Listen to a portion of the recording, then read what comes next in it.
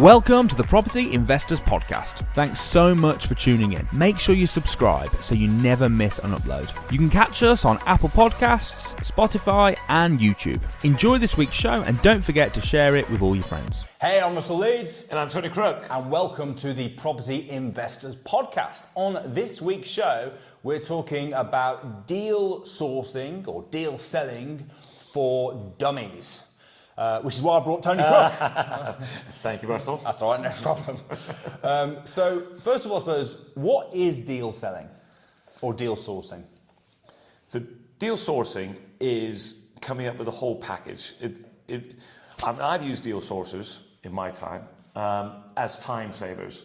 So, I've got money I have to invest, but I don't have time. You know, this year I'm 6 years old and I'm sort of trying to scale back my time. So, I don't want to be going out, going to viewings, ringing agents, finding good deals.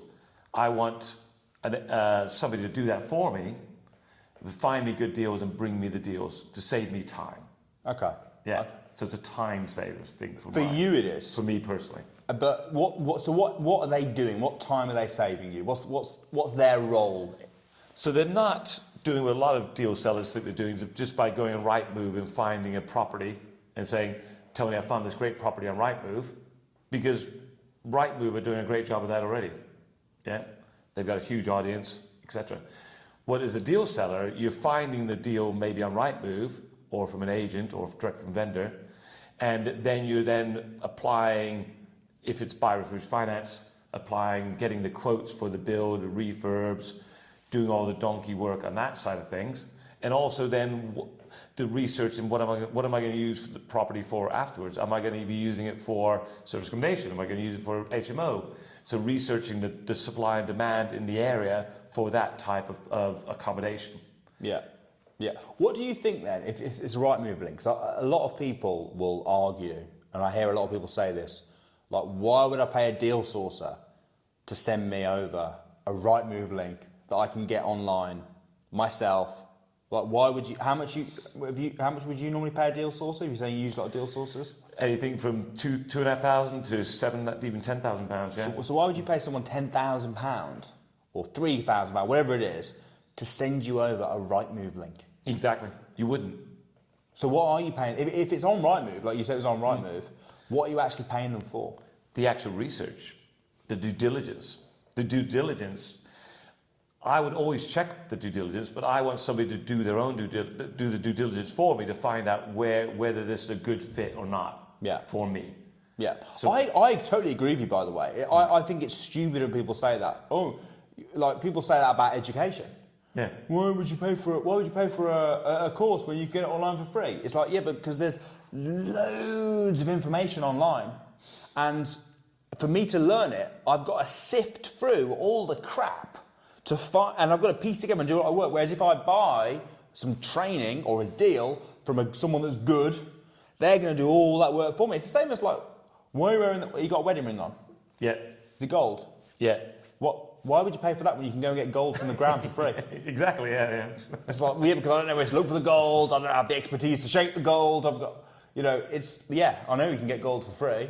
It's someone just dug it up, right? But I don't want to do that. I'd rather just buy it. It's easier. Exactly. So the reason that you buy it is for convenience. And Samuel always says this: deal sourcers can make a lot of money, right? Because they're in the right property. Because properties are so expensive. It's such an expensive thing. You kind of lose perspective on the price. I'll give you an example, right? If you're buying a property for, I don't know, 279 grand. Yeah. And you go, I'll try and knock them down. And you go, I'll offer you, so it's how much did I say? 270 grand? 279, yeah. 279. You go, I'll offer you 259. And they're like, ooh, 269. And you go, yeah, right then. That's 10 grand. Yeah, exactly. Right, but to you, when you're negotiating, it's just like, you're acting as if it's like 99p. Do you know what I mean? It's just like, that's £10,000 that you just spent there. Same with things like your solicitors. You're like, how much? It's 3 grand. Oh, okay. What are they actually doing for that 3 grand? What? Would you pay 3 if you rang up a solicitor and went, oh, could you I don't know, some mundane that you do every day, and they were like £3,000. You'd be like, whoa, that's ridiculous. Because you're buying a house and there's such large sums of money involved, it seems reasonable. Yeah. And I think deal sourcing is the same. It's such a brilliant industry to be in because for you it's so valuable. Because if you are buying a house, buying this service accommodation deal or whatever you said, and it's going to be making you, I don't know, £2,000 a month. Yeah, yeah. Paying someone £4,000 to find it for you is nothing. Yeah. It's a drop in the ocean. Whereas if they were charging you for their time to, I don't know, find you a nice restaurant to eat, Deliveroo, well, I'll find you a good restaurant, oh, it's £3,000. You're in the wrong industry. So I think being in property is such a lucrative. Andrew Tate says, the money's raining everywhere. You just need to go where to stand and where to get wet. Yeah, agree. Yeah. And I think that's right. Being in a deal seller is a brilliant place to go and get wet because people are spending such massive amounts of money. It just totally makes sense. So you use deal sources basically for finding the information, doing your DD for you. Yeah. So if you wanted to be a deal sourcer, then obviously, we train a lot of people to be deal sourcers, and a lot of the deal sourcers that we teach are making.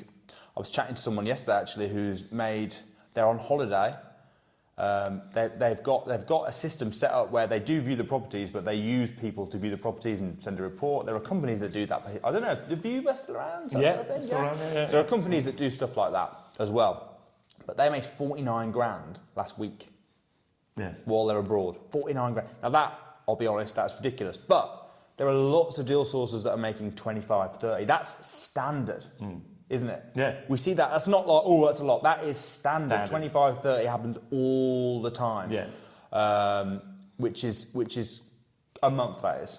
A month, 25, 30 pound a month. Yeah. Which is just crazy, really. It's crazy money. So they're going out to find these deals, but they're offering value for money for their investors because from your point of view, it's worth it, right? Yeah, time is money. And my time is worth money. So if somebody can do the work for me, especially if they're specialists, if they're specializing in a certain type of deal that they're doing, then I heard you mention this before. So do you find, if you were a deal sourcer setting up, I suppose the first skill you've got to be able to find good deals. Yeah. But you would suggest not just finding a rent-to-rent and a lease option and a BRR, a development. You'd recommend specialising in a specific type of deal. I suppose the first thing is that makes it easier because then you've only got to master one skill. But why would you recommend that? Well, if you had a problem with your heart, for instance, would you go to a general practitioner or would you want to go to a heart specialist? I'd want to go to a heart specialist. And would a heart specialist charge you a lot more money than a general practitioner? Yes, I'm sure they would, yeah. The reason why you'd want to do that is because it's something which is crucial to your living, so you put a high value to it, and you don't mind paying a high sum, somebody who's doing it day in, day out. They're doing heart surgery every single day, So you put your trust in that. With deal selling, once again, if somebody is based in the Midlands, for instance, and they've lived in the Midlands all their life, and they say, Tony, I've got a great deal in Hull, I would say, well, what do you know about Hull? When's the last time you went to Hull and so forth? Well, I don't know, I found this deal and, I wouldn't trust that because they don't have the knowledge, they don't have the expertise in that. Yeah? Okay, yeah. For instance, if I'm going to go shopping for a hammer, I wouldn't go to Walmart for a hammer because Walmart will have one hammer fits all. Also, it's in America, right? So it's quite a long way. Yeah, okay. To go for a hammer, I'm going to fly across to California. Do you have Walmarts in England? I don't think so. Okay. Anyway, Costco? We have Costco. Yeah. So you wouldn't go to Costco for a hammer because they'll have one hammer. If you have a hammer, if you want to advise, you go to a specialist like a hardware store. But what about, stores like, because obviously that's one strategy is to go, so what you're saying is go niche, right? Yeah. But Costco are a pretty big brand and Sainsbury's are a pretty big brand that haven't gone niche. So could you not argue that, why would you say go niche when it works in other industries to not go niche? Like Costco, Sainsbury's, Tesco. I could buy a hammer from Tesco, right? Once again, I'm looking at it from the deal source's point of view. The deal source's point of view, they want to charge the most money for the product they do. The whole idea about Costco and Walmart and things like that is they stack them high, sell them cheap. You know, they're not giving the service, so they're making a lower margin, but they're making the overall margin by bulk. So if you're a deal seller and you're selling 100 deals a month, yeah, diversify and go expand. But if you want to sell one deal for £10,000, go niche. Yeah. Be a specialist. The more of a specialist you are, the more money you can charge for those deals, and that's how you can do like that deal seller you explained, living in abroad, selling. It's £48,000 worth of deal selling has to be good deals. It couldn't be £1,000 deals. No, they'll have to be good meaty deals. I suppose the first niche, like you kind of mentioned, that everyone's got, right? They're a specialist in where they live. Yeah, geographic. So the fact that they live there and they know that area. If you were looking to invest in Hull and you had a deal sourcer who was like, I live in Hull, I know Hull really well, these are the spots that work, these are the spots that don't work, avoid these, and you'd go, oh, okay, well, this person knows what they're talking about, at least about Hull, right? Yeah. So if you were starting from scratch then, you want to be a deal seller, you're obviously the first thing that you do is you get booked onto the deal sourcing crash course. 100%. Which is only £1. It's a full day of training. I'll put a link, by the way, in below for the deal sourcing crash course because that is a phenomenal program. You're there, right? I am, yeah. You're there. So it's run by Samuel Leeds, but Ricky, who's normally co-hosts the show, and Tony are going to be there as well. Around, yeah. So definitely I'd get booked on that. But once you're booked on that, which is the first thing you're going to do, it's £1. It's crazy. Once you're booked onto that for £1, then would the first thing that you did be to pick your strategy of what you wanted to sell? Yes, me personally, that would be the case. So, and first of all, you look at what experience you've got already, what experience you're sitting with. So some people come into this industry and say, well, I know nothing about anything. And they may be in their 20s or 30s or even 40s. So we must have some knowledge. So what I do is when I work with people and they want to become deal sellers and I want them to become the best deal sellers, I start looking into their history. And when they first of all saying they know nothing about property, well, where do you live? Well, I've lived in Wolverhampton all my life. So you're an expert already, aren't you? You know Wolverhampton better than I do. Yeah. I live in London. I don't know it. I live in Brighton. I don't know it. So first of all, geographically, what he's doing. But then, so what do you do for a living? What have you done in your lives? Well, I've worked in construction. My parents are builders. My parents are nurses. I'm a nurse. I'm a doctor. Well, already you've got some experience then in a certain type of industries. This happens I totally agree.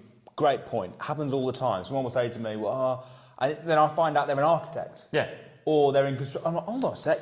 You said you knew nothing. You work in construction, so if you were doing BRRs, for example, you'd know how to price up the work because you're a builder. Oh, yeah. Why did you not tell me that before? Yeah. That's like crazy. Or like you say, you're an architect, or you're a solicitor. As soon as you say you're a solicitor, that builds trust for me straight away because I know that solicitors, for example, they maybe can twist, but solicitors can't lie, right? Okay, and stuff like that when they're doing business deals and signing contracts. So it's like, this is crazy that you've not told me. So so the first thing you would do is look at your past experience and see what have I got going for me. What's that relatable to property, etc. And more importantly, accommodation. What about if it isn't relatable? Because some people won't be, will they? Obviously, you've got the area. Yeah. So the area is a good start. But let's say, I don't know, you're a footballer. Yeah. Right. You're not going to know. You're not going to know anything about construction. You're not an accountant. You're not a solicitor. You're not an architect. You're not a planning consultant. You're not any of these things that are related to property. Yeah. Let's think of something else. You're a shop worker. You work for McDonald's. Yeah. Right, so what's my experience now? What are you going to do then? What would you go for? Probably service accommodation based on the current legislation. Get it in now, Get right? in quick, yeah. But what would you probably go for? BR. What sort of deals do you think are the most popular? So once again, in your area of expertise, which is your geographic area, what's the biggest problem? Businesses solve problems. Deal sellers solve problems. So what problem is there in accommodation in your area? Now, if you grew up in an area, you know the area, and you've been living there, you could see, are there hotels? Are there lots of rundown buildings? Are there areas where there's regeneration, where the government's pumping money into certain areas, where the HS2 is. So once again, you just look around you. Maybe not your personal experience in something, but maybe an area, especially in accommodation. And what's the biggest problem? What's the need? So if there's an area that you're going to focus in on, like Wolverhampton. What works well in Wolverhampton? Exactly. Yeah. So for example, Wolverhampton's Article 4. If you live there, you might know that if you were in the property world, right? So Wolverhampton's Article 4, which means that you probably won't be able to find HMOs. Yeah. Because you won't be able to convert them, right? So you might want to look for something else. You might think, okay, well, BRRs might work really well, or whatever it is. So find what works in that area. Because certain strategies do work better in certain areas, right? 100%, yeah. Your big strategy is BRR to service accommodation, right? Yeah. Do you think that's the best strategy? For me, it is, because it's a way of recirculating my money. So be able to put my money in, pull my money out, so that I can could do it, rinse, repeat, do it again. Do you always again. pull out? Sorry? Do you always pull out? I don't always pull out, but depending on whether I need to or whether I want to. I also mix pulling all my money out compared to capital appreciation. So there's more to it than just that. Yeah. But I'd like to. You like to pull out? The goal. So the goal is to pull out is all your money. You've got to remember, Tony, I am very immature, right? So I've shaved my beard off, you might have noticed. You have lost 10 years. So I can get away with being immature. That's the whole reason. Right. Yeah. Where do we go from that? I don't know. You were talking about pulling out your money, right, from deals. Yeah. So I like to pull all my. So you aim. The aim is to pull all your money out. Yeah. So if you don't aim for perfection, you're never going to get perfection. So the initial onset is to try to do that. But service accommodation. If you leave a little thing is right when you're renting out a service accommodation, the cash flow is so high. Let's say you ended up leaving 10 grand in. Yeah. You'd have pulled it out after 3 or 4 months anyway. Exactly. Yeah. Right. So it's going to be a damn good deal. By the end of even if you're leaving money in, by the end of the first year of renting it out, you're going to have got the money back out anyway. Well, if you get all your money, by definition, if you get all your money back out in the first year, that's 100% ROI. Yeah. Because we work ROI on an annual basis. So if I get all my money out at exchange and complete a refinance, it makes no difference whether it does. But from an ROI point of view, if you get it out in the first year, you've done your deed. You're laughing, aren't you? Yeah.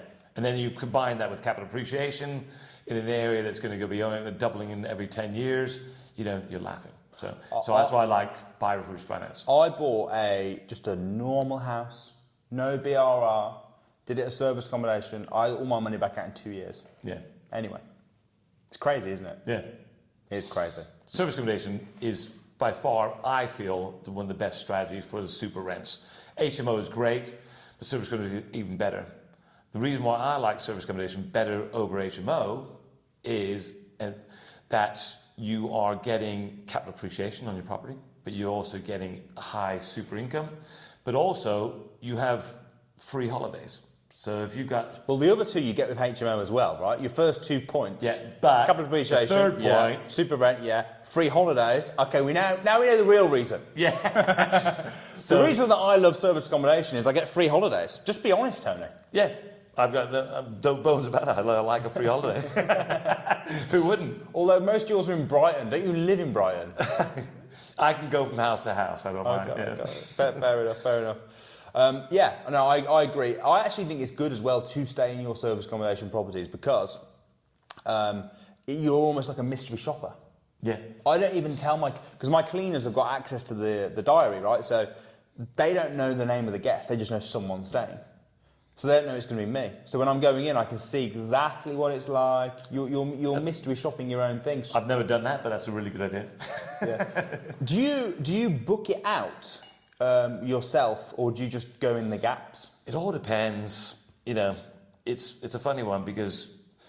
Do you just sort of think, oh, there's no one in there tomorrow? That's great, isn't it? We used to always say, well, come on, kids, we're all going to go to Devon now because the house is free.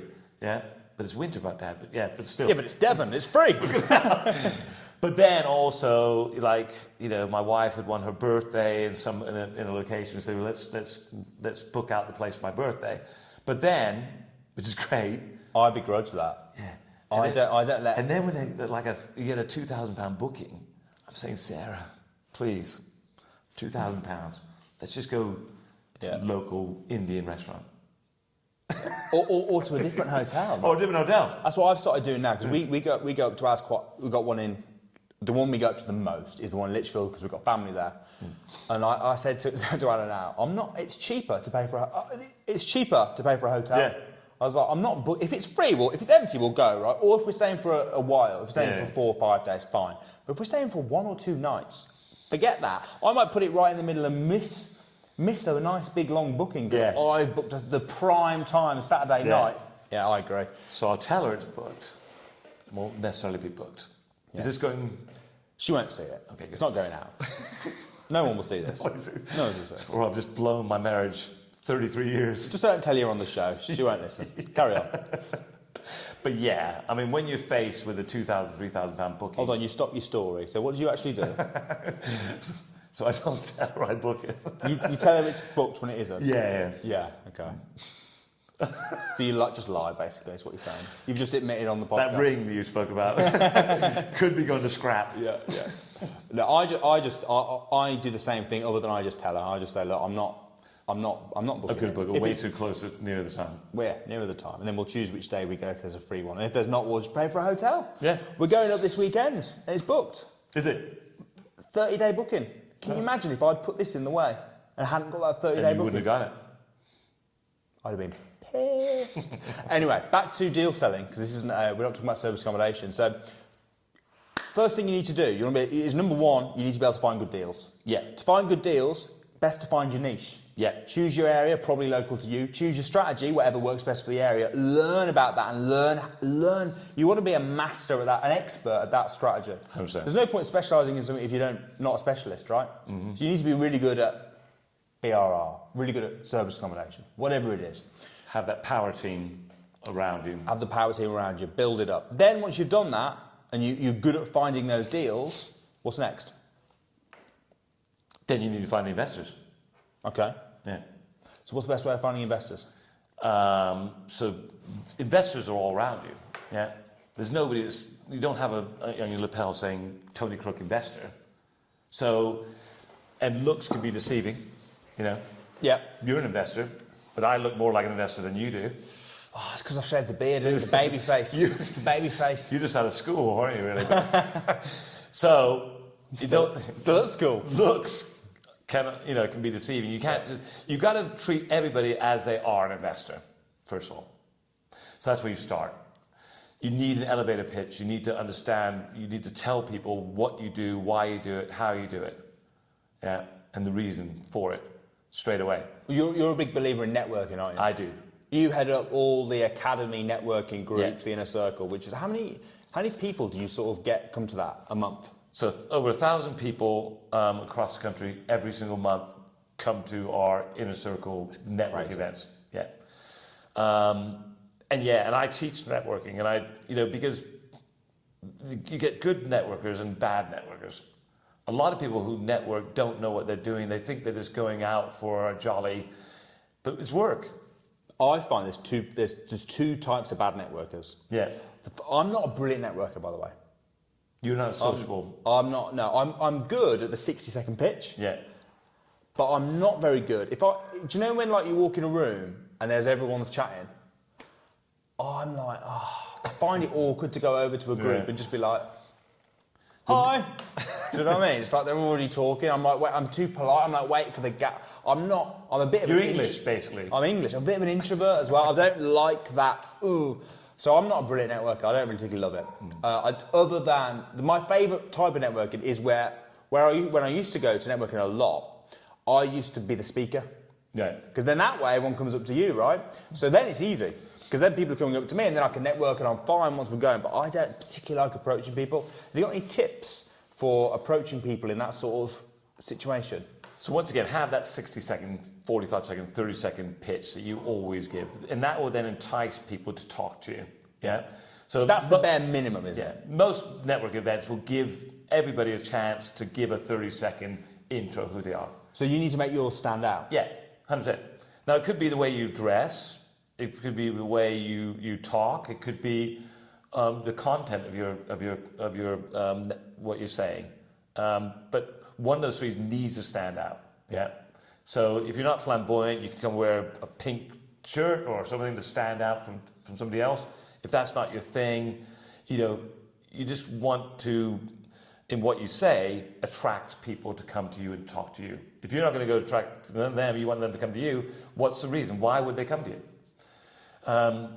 So going back to tips is having that elevator pitch to tell people what you want to do, but then also so having the pitch and also really sort of going after why are you there? What's your specific reason? Why have you come to that networking event? But don't you think this is where a lot of people cock up? Because the reason that they're there, for example, let's say you're a deal seller and you're there because you've got a deal that you want to sell. Okay, cool.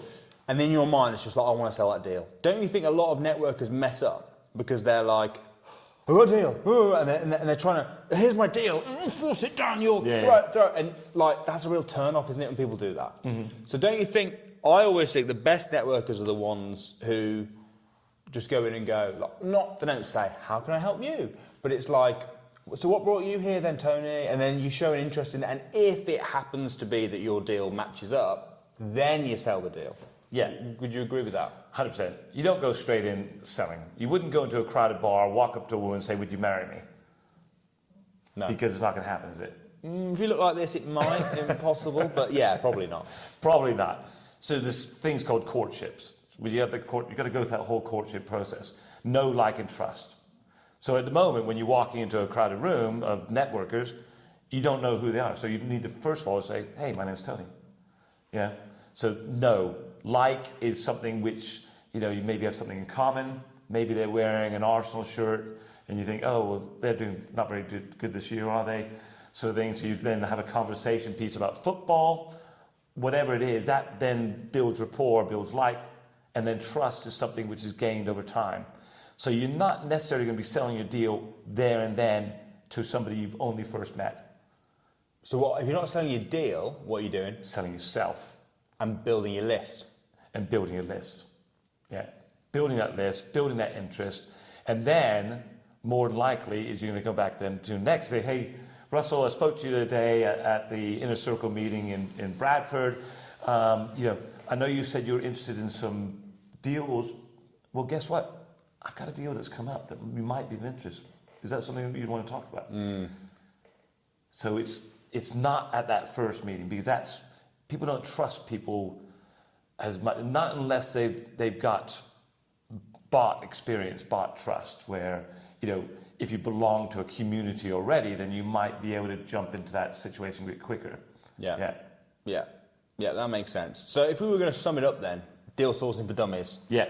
First thing you need to be able to do is you need to be able to find good deals. Yeah. And you recommend doing that by narrowing in, niching in on a specific area, specific strategy, and becoming an expert at that, finding good deals. Yeah. Second thing you'll be able to do is you've been able to find investors. Yeah. Find investors and add them to your list. So you've got a list of investors that are interested in what you're doing. And the best way to find out if they're interested is to ask them questions to find out if they are. So another way I suppose you could find out on what sort of deals you should be looking for is to go networking and ask what people want. Yeah. So you could literally just go in and say, like if I met you at a networking event, I'd go, hey Tony, nice to meet you, I'm Russell. So what brings you here then? What's your strategy right now? What you look? And I'm not selling to you, but I am finding good information. Yeah. So okay, so Tony Crook, I'll make a note of it. Tony Crook is looking for HMOs. Whatever. Yeah. David Smith is looking for HMOs. Oh, I'm seeing a pattern here. HMOs. Okay, most people are looking for HMOs. Maybe that I should find HMOs or whatever it is. Yeah. So you find your investors, and then the last thing, I suppose, is once you've got your investors and you've got your product, which is being able to find the deals, then you need to sell it, right? Yeah. How important a skill do you think sales is when it comes to deal sourcing or deal selling? I think it's very important because you can cock it up. You can mess it up. So unless you know how to close and when to close, You know, like I said, closing is sometimes people's biggest fear, but it's also the easiest part if you've done all the steps, the correct steps leading up to that point. Yeah. Because the final close is, well, do you want it or not? If you've done your job correctly to begin with. So, Yeah. but unless you know the steps leading up to it, you can get yourself into a total rejection. Yeah, that makes sense. And also, you need to make sure you keep yourself legal. Yeah. The biggest way you can do that is having the right contracts, right? Mm-hmm. Because if a lot of people, there's a big misconception, I suppose, about compliance, property compliance. Yeah. And it all comes down to the way you set yourself up, the way you set up your company, making sure you've got the right SIC codes. So you basically don't want to act as an estate agent. As soon as you position yourself as an estate agent and or a property manager, letting agent type thing, suddenly there's loads of compliance. But if you're just selling the information and you're using the right contracts for a deal seller, then you'll be okay, right? Yeah. It's that bit in the middle, isn't it? So where obviously if you've gone through compliant, you can then become trusted and so forth, but you don't need the compliance if you're just the middleman. But if you still have some sort of way of, if there is some discrepancy, to have something to fall back on, some sort of legal system where you can actually reproach anything that was missaid. Yeah, yeah. I'll be honest, if I was starting from scratch, so if I was literally I think deal sourcing or deal selling would probably be the first business that I went into. The best. I think it is. Lowest barrier of entry, you need a phone, and that's it. Yeah. So you can get into it straight away. I would even do it over rent to rent, which I also think is brilliant. Yeah. But I think deals, partly because of my personality, I think you have to pick what suits you. What you're passionate about, what you believe in. Yeah. But I think it's such a brilliant business because you markup on it. The markup is great. Normally when you buy a product, like you were in the printing business for many years, right? What was your typical markup on if you were selling a product?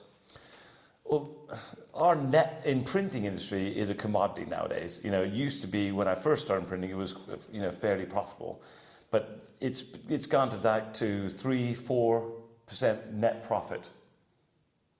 3% net profit of what you're selling. Where in deal selling, it's 1,000%. 100% net profit because the cost of what you're doing is so low. Yeah. You're pretty much just paying for your time. You're paying for time, isn't it? And maybe some petrol.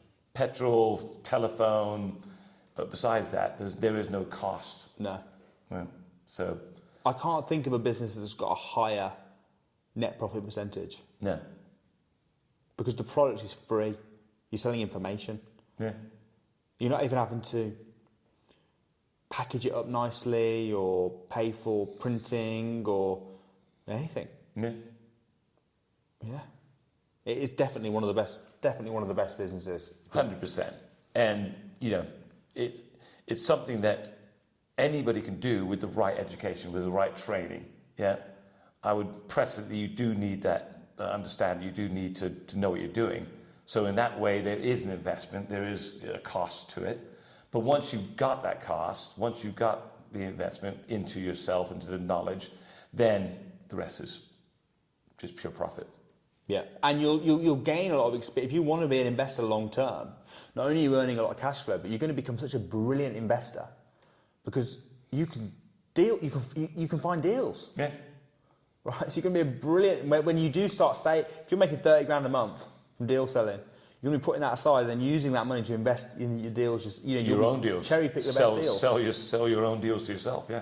100%. All right, amazing. Well, Tony, thanks so much for joining me. I'm Russell Leeds. And I'm Tony Crook. And we'll see you next week.